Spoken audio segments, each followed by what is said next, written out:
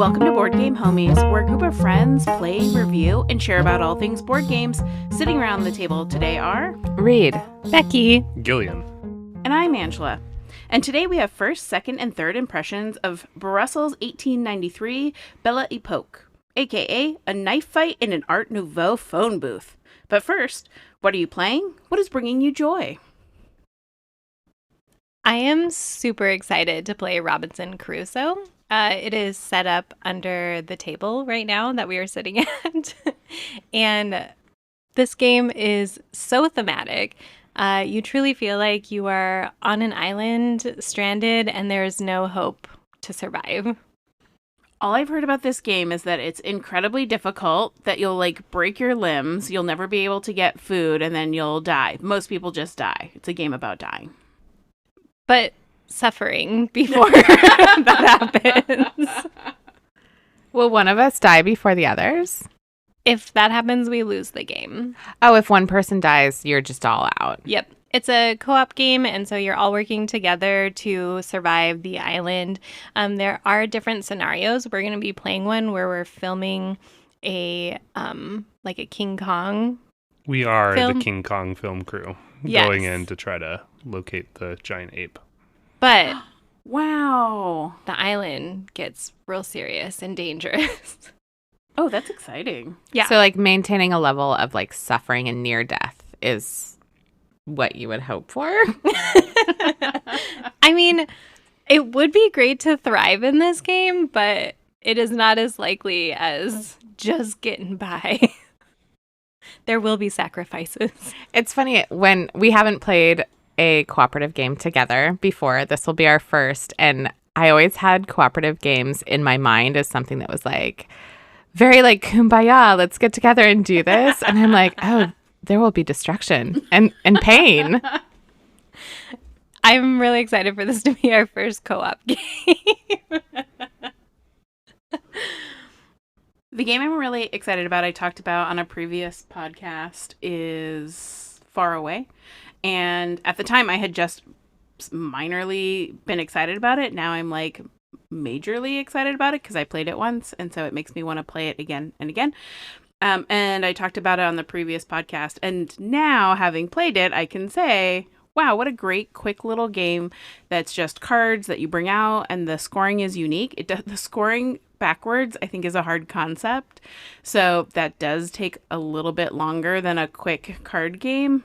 But this is a game that I think I'm just going to travel around and pop out and play like I do with Scout.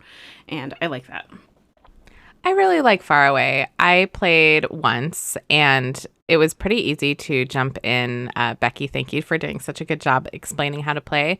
And I love the backwards way that you play this game to try and get your hard-to-get objectives at the beginning, and then you try and, I guess, build your tableau across the next 6 moves or so. I think that's really fun. Yeah, I know Gillian was there's a lot of randomness, and I think that's true of any time you have a card game that you're oh, these cards, rawr. But it plays so quickly that I think the randomness of the cards will come and go depending on the game, hopefully. We'll see. If I'm still excited about it after 15 plays, then I'm going to come back and still be this game is still bringing me joy. Again, more joy. I think that randomness is part of the fun, because how do you build a good tableau, or how do you do a good game knowing that you're getting really random, not always the best cards in front of you? I don't know that. Why am I asking that question? I think for me, the reason why I'm not a fan of the randomness is I just felt like it was very difficult to, I guess, judge how to get first pick in the draft, essentially, because you need to play a card that's higher than your previous card, I think is what it was, in order to kind of get a bonus tile or whatever they're called. But if you have first pick, you can also potentially get one that has a map token, which will basically augment that ability whenever you activate it. In the 2 games I played, I wasn't able to pick first to get any tiles that had the map, and so it was just frustrating seeing everybody else draw 4 cards and keep 1, whereas I just drew 1 random off the top. So the selection there, or the lack of selection, I felt really pigeonholed me into to not doing well. Yeah, you take a guess because everybody reveals their cards at the same time. So even if you think you're playing a low card, Becky will come along with a 2, and you're like, a 2? Wow, that's really nice. You suck. Because you've played a 17, which you think is really low, which then means you didn't get a bonus card, and Becky sniped you. So I love that. I love that Becky's mean. I have no comment to make.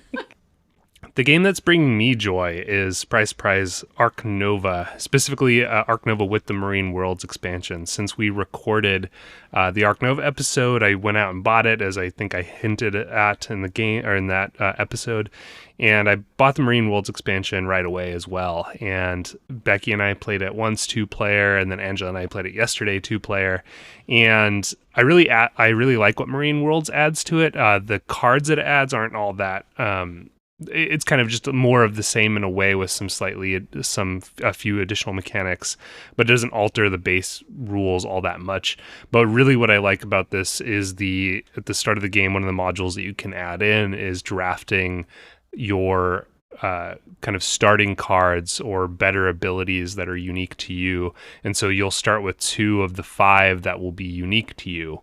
And that just adds a little bit of asymmetry, I think, into the game, in addition to the map tiles or the zoo maps that you have that I just really enjoy. And so, I've really been enjoying Ark Nova. We've played a few times online. Angela and Reed, I think, have been binging solo quite a bit on Board Game Arena. But yeah, I want to get Ark Nova to the table more frequently, but I've really been enjoying it. I'm obsessed. And I think 3 out of the 4 of us are obsessed. Sorry, Becky.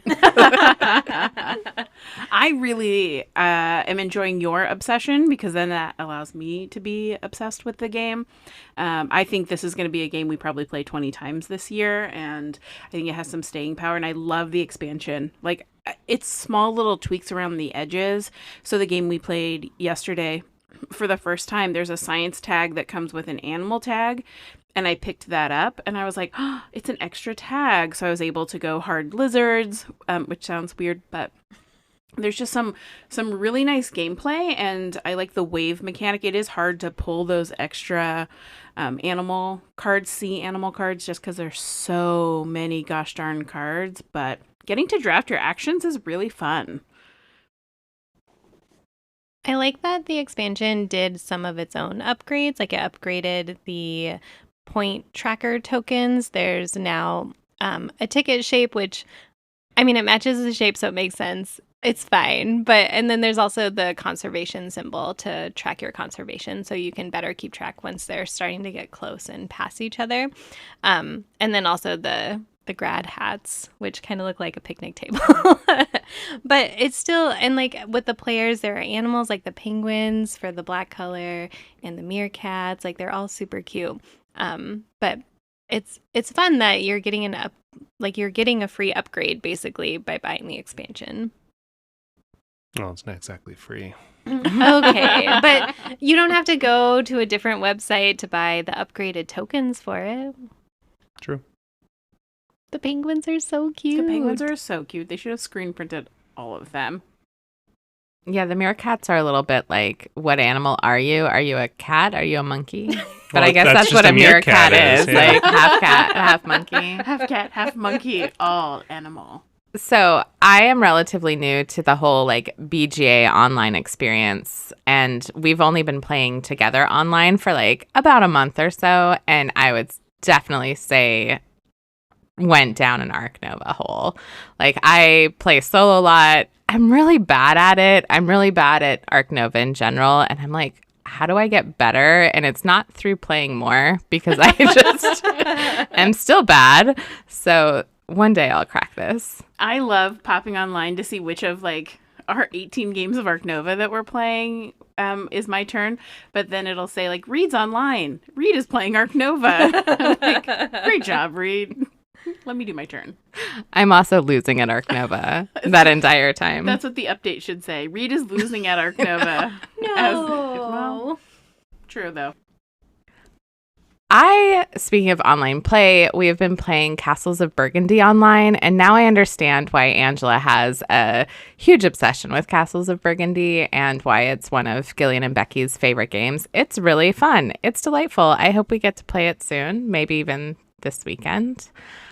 So that's one of my new favorite games that I'm looking forward to play. And then Carcassonne is another one that I am looking at purchasing again and getting to play it because it's just a fun, nicely paced game.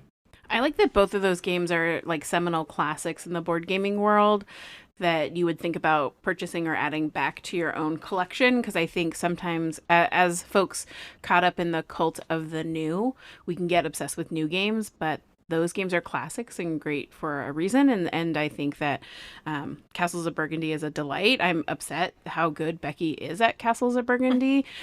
She stomped us and I was like, yes, that's right. Becky is very good at this game. That's only because Gillian was not playing in that game, and Gillian has trained me well, but he's still better than me.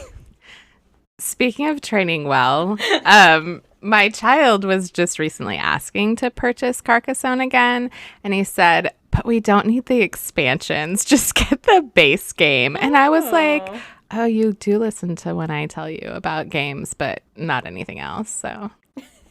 Yeah, I don't know. I haven't played a lot of Carcassonne expansions, and I do think that the base game is really great. Actually, the first expansion I think I've played is the River expansion, which I don't think Becky and Gillian like. I think that the River... I like it. The River expansion comes with, I would say, like the new base game that you purchase in general, so we're about 50-50 on whether or not we play that.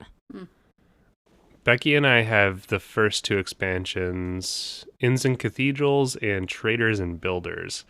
And I really like playing with inns and cathedrals. It doesn't add too much into the base game. It basically adds a couple of different tiles that will double the points for certain things, be it cities or roads. And so I really like that expansion. It's low overhead. Traders and Builders, I feel like we never play with anymore. So yeah, definitely the first expansion's worth it. And Carcassonne itself has a ton of expansions. I once knew somebody that had every expansion, and it was overwhelming. Carcassonne Big Box. It's available. I did see that and opted not to get that. We did have the tower because we were interested in like building up, but it ended up being like more complicated than I think we were ready to play. And again, with a 7-year-old, not with us around this table. And we also had the Dungeons and Princesses one, but didn't ever open that one. The expansion for Carcassonne that I'm really interested in playing and may pick up now that you have a renewed interest in playing and purchasing it is the Mists over Carcassonne, I think it's called. It's got ghosts in it, but there's a little bit of like co-op where you have to battle the ghosts away from the castles. It just sounded like an intriguing, different expansion for Carcassonne that I, for the first time, was like, maybe I'll play this game because I just have my base box that has the river in it. And is the whole thing co-op or just there's a portion where you're working to fight against it, but you're still trying to beat the other person? Yeah, I think that's what it's like. I've only heard a few reviews about it, so I've never actually played it or watched it. But I like that little mechanic of like, okay, we have to band together, but then we still hate each other. That's fun for me. And Carcassonne plays up to 5 players, I think, right? I feel like it's just an easy game that you can like pull out, pop up, play for a few minutes. Yeah, if you've never played Carcassonne, it's a tile placement game where you're trying to build castles and place trademark name meeples across the... There's a whole, DM, ding! There's a whole controversy around meeple, the word meeple right now, because the publishers of Carcassonne technically own the trademark for the word meeple, even though I think Gillian told me they did not create that word. And so they are trying to enforce their trademark of said word, which has become kind of second nature in the board gaming world. But we should play Carcassonne. It's a great tile placement game. One version of Carcassonne that's come up recently on social media that I've been interested to try, but they haven't reprinted it in years, was actually one where Rainer Knizia had partially like co-designed it, and it's called Carcassonne. Carcassonne the Castle. And so instead of building out like the fields and the cities around it, you're actually building out like the interior structure of one of the castles. I I don't know too much about it, but I do remember reading about it a few weeks ago, and I was like, oh, that sounds like an interesting twist, but of course it's out of print, so I can't really get it. Wow, a Reiner Knizia expansion to Carcassonne. I learn something new every day. That's Well, it's like its own fascinating. standalone, I think. It's like a Wow. standalone version of Carcassonne. Is that my holy grail game? Maybe. Rita's writing the name down right now. But I'm trying to remember how to spell Reiner Knizia. The good doctor is all you The need. Good Doctor.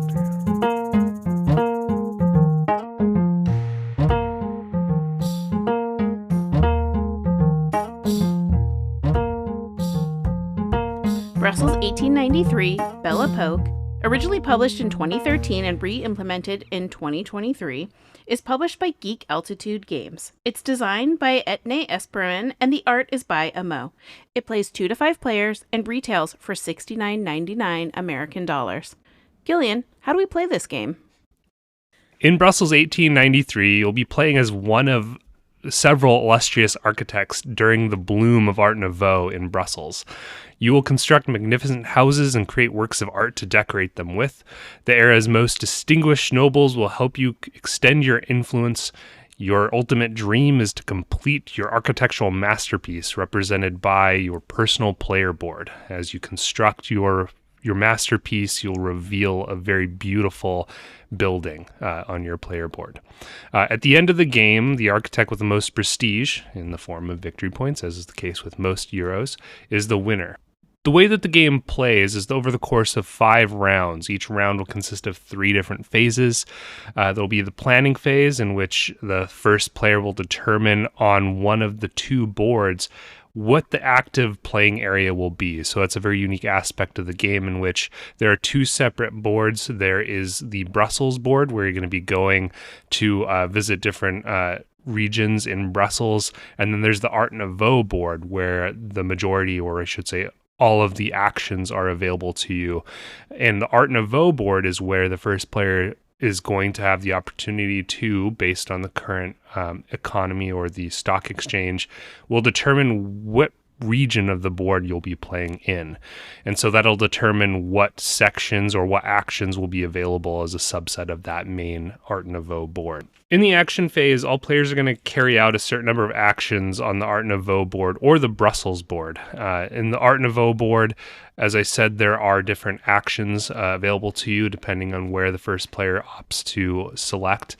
And in order to take an action on the Art Nouveau board, you actually have to bid on that space. And essentially, you need to take some money from your own personal stockpile and take one of your people and place it on one of those actions executing that. And so when you do that, the Brussels or the Art Nouveau board is actually also kind of an area control aspect of the game, in which you're trying to establish control on each of the columns within the active area by spending the most money, essentially, in each column. And when you do that, at the end of the action phase, you're going to go through the resolution phase, where you're going to see who has each column majority, and they're going to get a special card at the end, Mannequin Pie's card.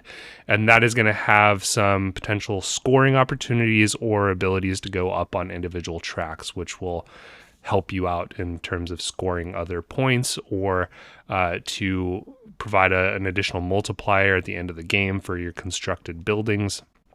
So whoever's spent the most people or architect meeples in the Brussels on the Brussels board, they're going to lose one of their meeples to the courthouse, and so they'll have one fewer action essentially to take in the subsequent round. But there are means to unlock some of your meeples from the courthouse through nobles, or the column majority cards at the bottom, the Mannequin Pies cards, will also allow you to potentially unlock nobles. And then at the end of the game, so you're going to go through 5 rounds of these 3 phases. So the planning phase, the action phase, and then the resolution phase. And you go through 5 iterations of that.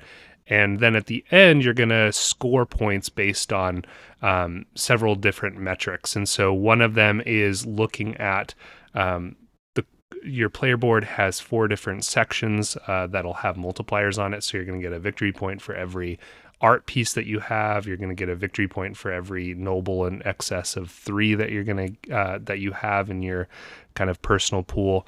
And whoever has the most victory points at the end wins. Most prestige. Gillian, like one of our fellow listeners, hi Rylan, I love listening to you explain board games. And it's especially fun because we get to see you're miming the actions as they're going and using your gestures, and I just really enjoy that. Thank you for all of that effort. I 100% concur with that. I mean, I get to learn all these new board games and have such good teachers around the table. I just want to start out by saying how beautiful the production of this game is. I've seen it on the shelf for a while, and it's got these golden tints and hues, but like maroon darkness. It's got a very beautiful woman, so maybe I'm a sucker for a beautiful woman on a box. But the board game is, the boards themselves are really pretty. When you build, there's like a clock mechanic that tells you which different types of materials are needed to build at any given time. And the production is just really great. And I'm not sure what the production was on the original. I've just seen pictures, but it carries over like an elevated sense of grace in the production of the game. It is interesting. I look at this box often, and I would never picture that when you open up this box, that this architectural, beautiful, very like vibrant colored game would be inside of that. Initially, I was not about the vibe of this game, and I really like it. It brings you into that world, and it works so well together. And at first I was like, why is there this giant beautiful lady the same size as the scoring track? But I like it. It really adds to the vibe of the game, and depending on how much table space you have, because there are 3 different boards, you don't have to have them all together. Like we kind of have it set up with 1 board and then 2 boards centered under that board. So it's kind of nice having the versatility, and it's pretty. Yeah, it's gorgeous. And one of the things that I really enjoy about the game is the excruciating decisions that you have to make throughout. Because one thing I didn't mention in the rules explanation was that there are 5 actions that you can take, but depending on how the first player orients the active space, you may only have 1 or 2 of a specific action that you really want to take. And then it's just a fight to get there. It's a fight to claim that action. And then your only other option, if those are used, is to go to the Brussels board, where you risk getting thrown into the courthouse if you rely too heavily on that. And so that aspect of just vying for spaces, the worker placement is just, yeah. And the bidding action of it too is really good. When you first talked about this game, you pitched it as a knife fight in a phone booth, which for some reason made me think this was a war game. I don't know why. Maybe I'm not very smart, but I was like kind of then not excited about it because I was like, oh, war game. So I was pleasantly surprised. But then when you play it, I think the knife fight part of it that you have with everybody at the table is exactly what happened the last time we played, which is Gillian cursing Reed for taking all of the area majority for a lot of spaces and being like, I win, all these cards are mine, haha, suck it, Gillian. And Gillian going like, my multipliers, which he desperately needed. And I really liked that. It's like an exciting additional piece, and you have to be super strategic about when someone's going to come in and just like shank you. And take the action that you want, and that it provides just such a dynamic piece of fun. Yeah, the bidding aspect is frustrating at times because there may be 4 spaces in a column, 3 of them or 2 of them are occupied at the time. You're like, well, I'm gonna throw down 5 money here, 5 coins here, and the next highest person only has 2, so like they're gonna have to throw 4 down in order to outbid me on this if they want to do it. And then without fail, every time Reed comes in and does exactly that. And still miserably loses. But wins at screwing over Gillian. In a lot of games, it's described as money is really tight. I would say that this game, it's like you really need every dollar that you are using. Frank? Well, we Belgian use francs. Belgian francs. iron clays. That was very lovely. Shout out Roxley's iron clays. I hope they come back in stock. But that's hard, right? Because I put down a $5. I had, at the end of the round, I had all of my money laid out because you can take nobles and you can go to a spot which allows you to tap those nobles. And then depending on your multiplier is how many nobles you can tap. And I went hard nobles on this game, but you have to pay or you lose 5 victory points for every noble you can't pay for at the end of the game. And I had all of my money laid out and I was telling myself not to spend it so I could pay for my nobles. But a spot came up with a multiplier that I desperately wanted. And I was like, well, I'm going to take some of my pre-allocated money. And I put down a 5. And I could just see Gillian be like, I am going to come to your house and burn it down now. Because you can't if you put $8 down, yeah, maybe you secure it. But now you have so much less money to work with. And so you have to take kind of this gamble. If I put down a 5, there was one point where I could tell Becky really wanted something, and she was like, but am I going to waste my money and somebody's going to come in and put a much higher bid down on the thing, and I'm just going to lose all my dollars? And the answer to that was yes. I was like, oh, Becky, don't do it, because I am going to overbid for that spot, and you're going to get screwed. And she, didn't say that out loud, but she did something else, but it kind of saved her from getting outbid. Angela, I do love watching you make all your piles of money in various games. I certainly use it to my advantage sometime. I'm like, oh, she has $12 over there. I'm pretty sure she's going to build that rail and use my beer and screw me over. So what can I do to not let that happen? Because I'm definitely not a mean person. Except in board games. If I don't portion out my money, I lose the thread sometimes. And I have to be like, why do you have 3 piles of money? It's like, oh, it's this action, and this action. Because I don't know. My brain doesn't work good. I don't care, Becky. I'm always lost.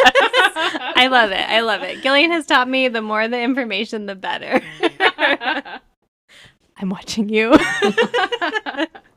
Don't look at my piles of money, Becky. Well, in preparation for playing this game, I was very confused and was researching barrage content, thinking that this was the same game.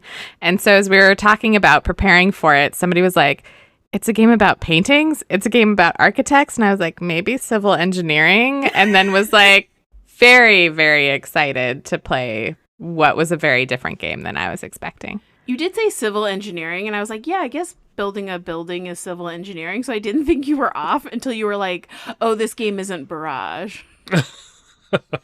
And in your defense, we are waiting for barrage and we have been talking about it. I'm very excited to play barrage at some point. This game for me opens up a lot of possibilities and strategies that you can play. I felt very much like Reed trying a new strategy. It breaks my brain a little to try something adventurous or different or new or a strategy that I haven't seen others play. And I like that. I like that idea around being guided. We played with the asymmetric powers this time, and it didn't do a bunch for me, except in retrospect, when I was thinking about it later that night, is that my multiplier for the nobles actually was higher than everybody else's. So I could get to tapping 4 nobles or 7 nobles much quicker.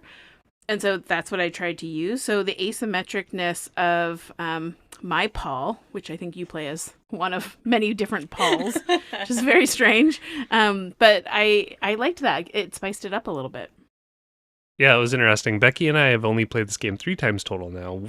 Once at 2-player, and then twice with the 2 of you. And that was that kind of opened up my mind to possibilities because I had never really utilized. I've always been afraid of paying for nobles at the end of the game, so I never really dove into that aspect. And then seeing you just 6 nobles, tapping them every turn, getting all of their benefits every round was just... I was like, man, I should have thought of that. And Reed even commented about that in the middle of the game too. Like, oh, I will next time do that. It's too far gone at this point. Yeah. And the one thing I still haven't really wrapped my head around, and Reed kind of tried to do it, but there's one one mean to score is by basically controlling majority around irises on the Art Nouveau board. And at the beginning of the game, most of the people will only start with getting 1 victory point if you have majority around an iris, but there are means to go up on that track to, score 4 points or so every time you control the majority of it around it. And I could see that as a really good way to score points during the game, but it's such a struggle to go up on the tracks early game that I feel like by the time you'd get the engine going, it wouldn't be as lucrative. With trying to increase the irises, there were definitely times being cash strapped for most of the game that I knew I wasn't going to win the column majority, but I knew I could put down $1 and then control that like local iris majority. And I was like, that's a better way of getting victory points than building at this point. The first 4-player game we played, I went heavy on trying to get my irises worth more, but then I just could not get the majority on any of them. And then this game, I ended up with a decent amount of majorities, but I just got my irises at level 1, and it just felt like such a waste. There's so much that you're trying to balance in this game as you're trying to get the iris majority while also getting the majority money in a row or in a column so you can get that card. And Gillian and I were talking about this last night afterwards.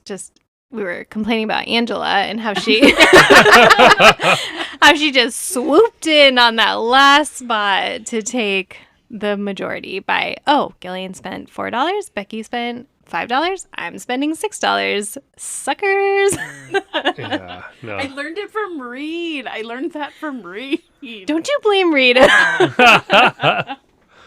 No, it's interesting though. The column majorities are really, that is kind of a spicy aspect of the game. Is just trying to, as you said, you were trying to predict it. You are intentionally not the second person to go down because you wanted to see what everyone else had placed before you made a move. So yeah, it's an interesting aspect of the game for sure. Which is dangerous because I think Reed had even said, I was setting myself up for that. And I was like, you can't set yourself up for something a turn from now because the board state will change so much. And it's kind of a luck of who started the round, who's going first most of the time determines, because that's variable depending on how many you said a very fancy word for them, but they're like these naked cherub boys. Mannequin pies. Mannequin pies is much more fancy than naked boys. Who's got the most naked boys? But there are these cards who determine, so every round somebody new is going first. Whoever passes first gets a little bit of a bonus. But that determination is really important when you're trying to determine who's going to get what in a turn and trying to wait and be like, don't take that spot. And the next person goes, and you're just in your head throwing out vibes, don't take that spot. And you see somebody throw something down and you're desperately hoping it comes back to you so that you can take advantage of that or that it comes into your plans. And sometimes you have to be patient, like trying to read the other player's board states. Because you can send folks to the board where, they're going to have to go to the courthouse and things like that. But trying to figure out who's going to put a meeple dude there, because one person can go there and spend 1 meeple. Then the next person spends 1 meeple. But the third person to go to that spot is going to have to pay 2. And then the fourth person has to pay 2 meeples. And then the fifth person has to pay 3 meeples. And so it's a way that you'll lose all of your dudes, all of your pawls. So you're trying to figure out what's the spot that the most people are going to go to and go there first. And then if you wait for that, it's like, oh no, now I can't go there. Like I saw Reed get screwed a few times because she didn't have enough little dudes to go to any spot on that board. And so she was always left with one little straggler who she's like, I guess I can't play this anymore. You guys suck. Well, I was really concerned the first time because I kept going to the board and kept putting my little meeple architects out. And then I kept losing them because I had the most out. They were going to their purgatory, parliament, court, whatever. And so then I couldn't play very much because I only had like 2 meeples throughout half the game last time. And I couldn't figure out how to get them back. Yeah. Angela had a really good engine because one of her nobles would gain her one of her people from the courthouse, release them from jail. Kind of going to your point about trying to predict where people are going to go. One of the key components of this game is as you construct your building, your magnificent building, you're going to put one of 6 tiles out on the board and cover up a currently empty action space. And whenever somebody goes to that action space that isn't you, you'll gain some passive benefit. And so it was really funny in this game, like Reed was like, I'm gonna cover up these ones on the edges of the board, and then like 90% of the game, like whoever was first player would intentionally like leave out the corner, the edges of the board, and so Reed was at a disadvantage in that way. But yeah, judging where to put your buildings to gain the most benefit is interesting. And then also on the flip side, intentionally not going to a space that has somebody's building was very present in this game. There were 2 times that I, like towards the end of the game, like specifically Reed and Angela decided to go to the Brussels board to do the build action instead of going to my space that had my my building on it where I would have gained a benefit. So yeah, it was interesting. I also think that the board state changes. I think, like Becky said, the game is about balance. Trying to figure out a little bit of this or a little bit of this or even a little more of this and a little less of this thing, from like building your building to getting nobles to trying to get Iris majority. And while you're trying to do that, you mentioned putting down your building tiles on this board. Who's ever the first player gets to determine what the board state looks like. And so there were a few times that Reed specifically was like, well, I'm going to do this board state so that Angela can't have something nice or Gillian can't have something nice. And so it was a good way to be like, I didn't go to those spots because I was like, how about no Gillian? Because if you go there later on, some of the board is a multiplier. So if you have 5 tiles out, you'll get 5 points. Whereas in the first round, maybe you only have 1 tile out. So you only get 1 point. It doesn't feel as bad. But at the end of the game, 5 points is a lot to just give somebody. This is a game that we have played multiple times now in close proximity, and that is really helpful in putting it into my memory and being like, oh, this is how you play that game. And I like it. I hope that this becomes one of our normal rotations and appreciate that we did get to play it and then kind of sat with it and then played it again, I think, within a week or so. Yeah, it pulls in so many different mechanics that I enjoy. I remember probably somewhere in one of our first podcasts, Gillian was like, well, what area majority games do you play? And I was like, literally none. And I've added those now, quite a few more. And I wouldn't say that this is, I wouldn't say like, oh, it's an area majority game. But it really, like, I think that's where the tension lies in the game is no matter what board you're on, the board state can be one of, do you put a guy over here? Okay, now you have to pay 3 meeples to go there because everyone went there first. Or do you put guys on the other side where you might be wasting your money or you might be completing a quadrant that then makes it eligible for Iris scoring. And so I like all of those different mechanisms. And Reed, you had mentioned that not like Kutnahora or Clans of Caledonia, but that the clock feature feels like a variable market in that what to build is constantly changing. If somebody sells a painting, you now can't sell a painting of that said color. And so there were times where you were like, I looked over at Reed and she was like, I can't sell a painting that's green, but that's going to get me the most money. And so that's always changing. It's a board state that never stays the same 5 seconds later. And I really love that about this game. I think that this game does remind me a lot of Kutnahora, and where we found fault in some of Kutnahora's like mines and things like that. This game feels so cohesively put together that you understand the intention behind every single piece of it. You understand the intention behind that variable clock spinning, the race to uncover your board and score more points by placing your tiles on this shared phone booth battleground that you have, and then you have options to be able to purchase access to doing actions and get more resources. And that to me nothing feels superfluous. It feels really well cohesively put together. I absolutely agree with that. I do want to add that the clock thing is the compass for building. So when you are building one of your houses, you have to see what the resources are. And based on where you're at on your Paul board, it may cost you 2, 3, or 4 different resources. And so that little compass area it maybe requires a blue, a yellow, or a brown cube, or you also have to pay money, or maybe it's just money. And after you build then you move the dial one way or the other. And if you're Reed, you never get a choice. I kept being like, I want to do something different. No, I will never call it a compass either. I understand why it's a compass, but it looks like a clock. Yeah, but I do enjoy that you tried to make the clock go backwards like every single time. You were like, it's the yellow. And we're like, no, you can't go backwards, Reed. You're like, but what if I could? Well, except I was the one in charge of moving the dial, so I would be like, oh, okay, well, wait. Sorry, Reed, you don't have a choice here. Because the two different pointers, they can't overlap ever, and you always have to move in one direction. So it's really interesting. It also feels powerful from time to time if you're the one that constructs a building and then you have the option of moving one of the pointers, essentially one of the hands of the compass, in that you could completely screw over the next person who wants to build, because there were several times where where it ends up pointing at a blank space and then the 3 coin space.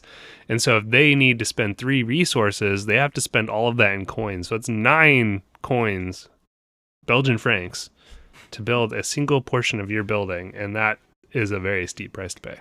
This might be one of the only games other than Mlem, I'm comparing it to Mlem, where you're going to be like, how do you compare this to Mlem?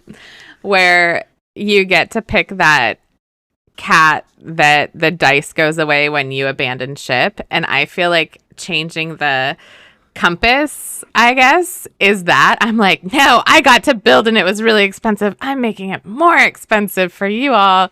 But then it just ends up impacting me because I'll be the next person to build. Yeah, that's what I mean about the variable state. Before I moved the clock, I looked at how many cubes everybody had and how much money people had. And then I said, ooh, girl, it's going to be $9 next time. And everybody got 2. So who's gonna fork it up? And then somebody tries to build and goes, it's 9, no. And you have so many colored cubes that you can't use.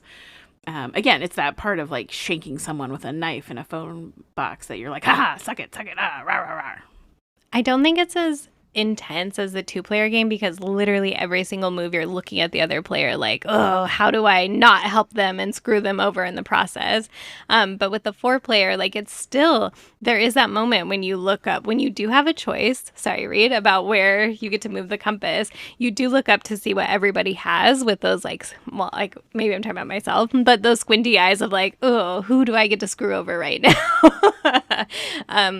And we talked about the 2-player game before, but when Gillian and I played it, like, we were both mad about it, and because it was just like so intense of the decisions you had to make, and the entire time you were just totally against that person. Where I think in a lot of games you can kind of worry about your own thing, and like occasionally maybe a decision you're like, well, what are the other players doing? I need to look at that before I make this choice. Or depending on how savvy you are, maybe you are always thinking about that. Maybe this is a weakness in my gameplay. But I do feel like in this game, it's almost everything. You're just like, who can I screw over? And how do I benefit me? Yeah, it's interesting because the 2-player game, we only played it once, and it was brutal. And I would say from that single play, admittedly it was our first play as well, I feel like both of us were very reluctant to go to the Brussels board too heavily, because in a 1v1, it's, one of you is going to have to send a person to the courthouse generally. Whereas in the 4-player game, there's usually a good chance that somebody else will like go heavily into the Brussels board than you. And so there's that flexibility that's not afforded to you in a 2-player game. Is there anything you all did not enjoy about this game? The only thing I can think of is I just wish that there were some women options within the Pauls, like a Paulina or something. I just did like a super quick Google search about architects in 1893. And I mean, there was somebody talking about a woman architect at the World Fair, but maybe there weren't any in Brussels. But I don't know, like in Brass, I appreciate that we can be women or men with top hats. So I work in the art and architecture realm, and the architecture world is overwhelmingly white and male. So it is definitely historic to that point. But again, what we've talked about is, does it need to be historically accurate to be able to have more diversity reflected in there? Yeah, I think if you put a beautiful woman on the cover, you could also just as equally put a woman architect on. And I like that idea about a Paulina because I think they're all named Paul. It's very strange. No, there were like 2 that aren't Paul out of They're the probably named 6. George or something Yeah. like that. No, there is a George. There is a George. Yeah, that's a great point, Becky, around what is the diversity of... Like, I picked my character based off of what the building looked like because it didn't have a resonance with me about who my main character was. And so there isn't that level of representation in the game. I think it's such a hard struggle because like Gillian was rereading the rule book and he was like, oh wow, I just learned something new about history. And so it is really cool that board games can do that, but I still think I prefer the diversity over the historical accuracy. Like maybe they say, we couldn't find any women architects, and so we made a Paulina. So there's an option. Yeah, it's interesting. I don't know this for sure, but reading the rule book, at least the initial excerpt, did mention 2 of the people that you can play as, your player characters, who were fundamental to the Art Nouveau movement in Brussels and really around the world. And so I think that is largely what they're based off of in terms of like the historical aspects. But yeah, I wonder if there were others that they could have incorporated that maybe didn't have as great of an impact, but were still impactful, When we were playing, I was very far behind for a lot of the game. And I would say that knowing that it was really hard to come back from that was a little bit of, do I feel disengaged when we play? It did allow me to look at other people's boards more because I was like, oh, what are they doing to get ahead? Or what is this weird noble tapping strategy that Angela has? And so that was beneficial, but I did feel like with the length of the game, knowing that I was so far behind, it felt a little bit like, can we just get this over so I can play again and do better? But still, the game kind of lagged a little bit. The first time we played this, and I'm sure it was explained, I just didn't retain it. And I think that happens sometimes the first time you learn to play a game. It's got lots of bits and bobs and pieces going on. I didn't realize how important the multipliers were. And so I think I got to the end of the first game thinking I had done really well because I built all of my building really early and I was like chilling. And I was like, this is great.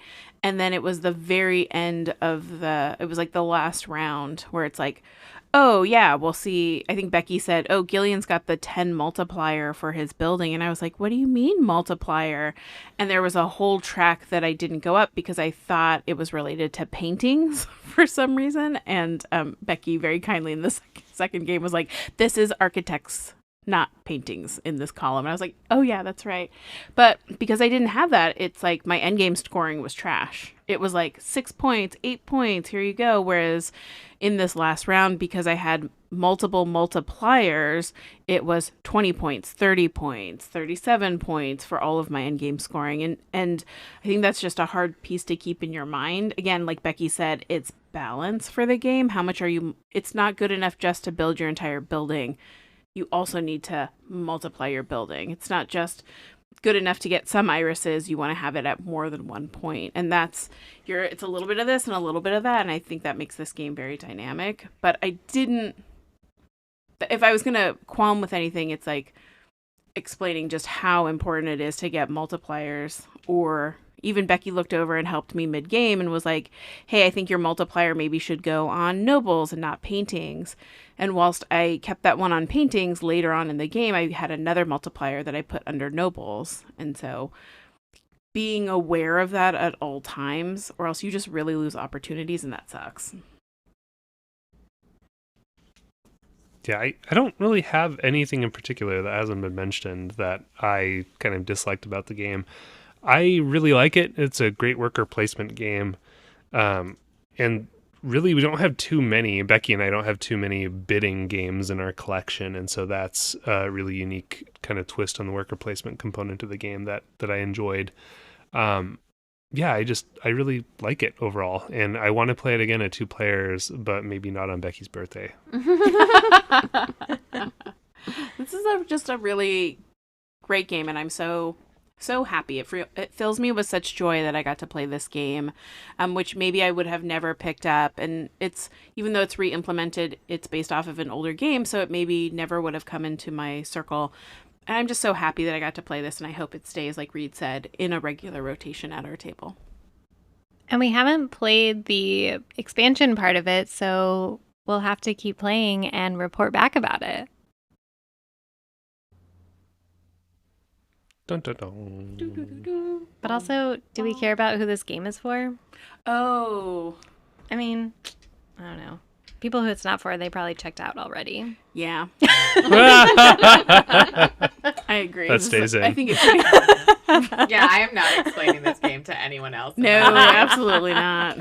You can have Gillian come over and explain it. Like, Gillian, let me just like borrow you and Which play is this. which is actually interesting because this isn't a game you ran out and bought No.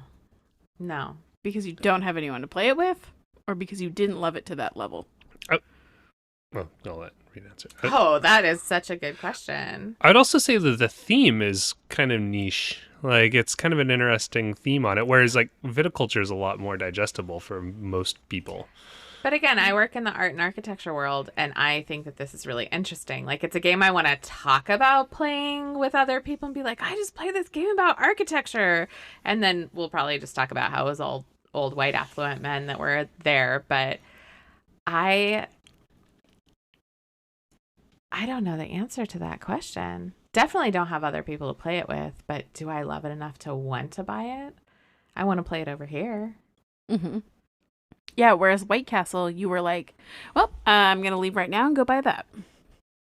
2 minutes in. It wasn't even 2 minutes. No, it was like 30 probably my first- seconds. It was so beautiful. Which is fine. A game doesn't have to elicit that kind of response. Sometimes you love a game so much that I go, Reed, who are you going to play this gosh darn game with? And you go, I'll find someone. Shut Well, up. We are in the process, whether it's official or not, of trying to limit our compulsive game buying collectively. Speak for yourself. So, I know. I feel really bad that I went down on that used copy of King Domino for $10, but It was a good deal. I know. But I'm like, I don't know if I would buy this game. One thing about this game that we did not talk about that I actually really like is that Angela is often left with a leftover meeple color, which is often an unfortunate shade of red. And Angela got to play orange this time, which is really lovely. Aren't you glad I didn't play red?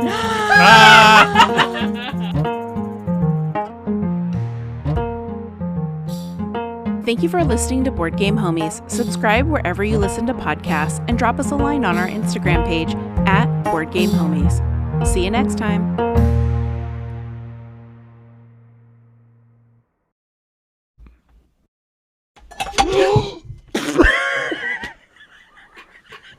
Absolutely, that happened. Well, Gillian, I'm going to tell you that Reed did not dump wine all over your floor for the first time. Sorry, guys. You know what Gillian should have used to do? If it were lower, she wouldn't have hit it. The funny part is, if you were going to take odds, if it was Reed. Well, I guess that's going to be our after. I guess we know what the outro is. Maybe we've learned our lesson that we can't sit this way. Is that the winning on this? It usually has its own side.